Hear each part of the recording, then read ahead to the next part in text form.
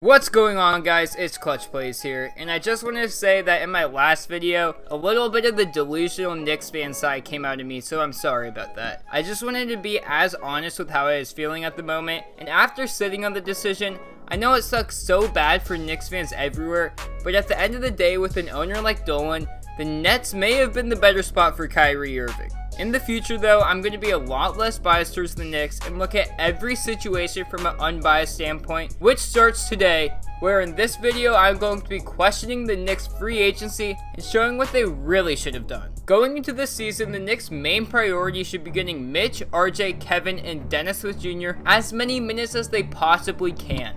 These players are still extremely young and are the only players on the Knicks who are part of their future plans once they start to compete for a championship. Maybe Trier and Dotson, but their contract situations are a bit different. The Knicks currently have Mitch, Kevin, RJ, Dennis Smith Jr., Damian Dotson, and Alonzo Trier should all be getting significant minutes next season on the Knicks. Since the Knicks have 6 players who should be in their rotation next year, they should have only signed 4 free agents to larger contracts to fill out their team. They need a backup point guard, a backup small forward, or 2 power forwards depending on where they see Knox playing, if it's small forward or power forward, and they also need a backup center. The Knicks got Elfrid Payton, Julius Randle, Bobby Portis, and also Taj Gibson as a potential veteran backup center. These 4 signings make sense and only cost the Knicks $54 million out of their $74 million in cap space. All these signings the Knicks did make sense because they all have team options which give the club flexibility to create cap space in future free agencies in 2021 in specific. However, the moves that absolutely make no sense are the Reggie Bullock and Wayne Ellington signings.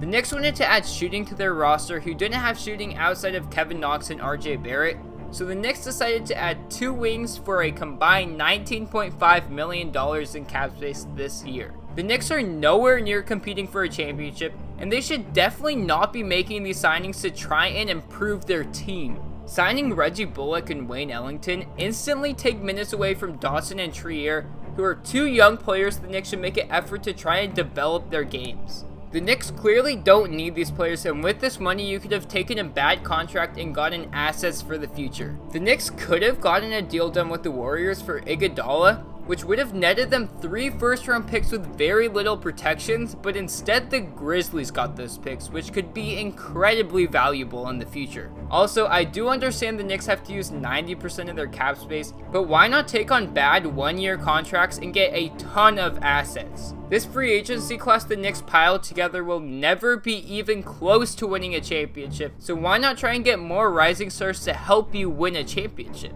I get it that the Knicks want to get a top tier free agent in 2021 and want to be competitive right now, so these free agents will want to come, but does that mean the Knicks need to be competitive this season? The free agent class of 2020 is extremely weak, but the Knicks could have easily found themselves players like the ones they have in next year's free agency crop. Instead, the Knicks could have gotten a Montrezl Harrell, Danilo Gallinari, and Otto Porter Jr. all on 1+1 deals, which would still give them a chance to compete in 2020 and get assets in another lottery pick this year. The Knicks would be in a much better position if they took this route. It makes a bit of sense on why they signed all these players to short 2-year deals with team options, but there are definitely much better ways to complete this. Once again, the Knicks struck out on top free agents after they had significant interest in coming to New York, so at this point the Knicks should not focus on free agency and should focus on building through the draft and getting future picks and young players in any way they can. Don't get me wrong, I'm in favor of the Julius Randle, Elfrid Payton, and Bobby Portis signings, but other than these, the Knicks could have done a much better job of getting shooters and a veteran presence around this young Knicks team.